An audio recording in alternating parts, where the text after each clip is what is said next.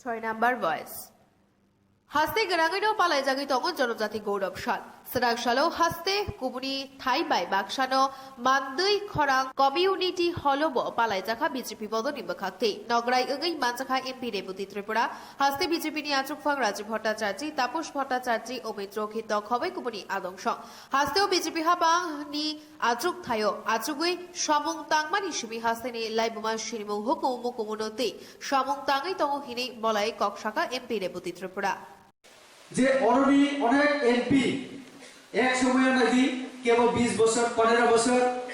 10 বছর আমার এমপি থাকা কিন্তু শ্রী ত্রিপুরা যেটা হিংসা করি চিনি ভাবে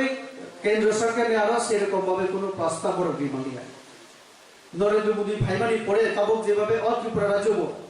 মহারাজা বীর বিক্রম বিনি জন্মদিন ছুটি ঘোষণা লিখা বিনি মুক্তই বিনি মান্থলি স্ট্যাচু जो महाराजा एयरपोर्ट न महाराजा मुक्ति खेकिया प्रत्येक बছর বনতি হয়েছেন যেভাবে চীনি জনজাতি সমাজ প্রতিরোধ সম্মান পূর্ণের চেষ্টা করিয়া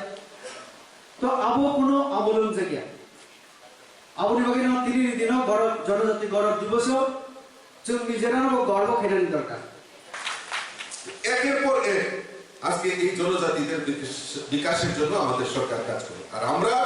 ভারতীয় জনতা পার্টির এখানে আমার অফিস বেয়ার থেকে শুরু করে আমার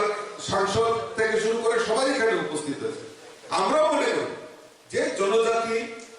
বংশের মানুষের জন্য আমাদের সরকার বদ্ধপরিকর এবং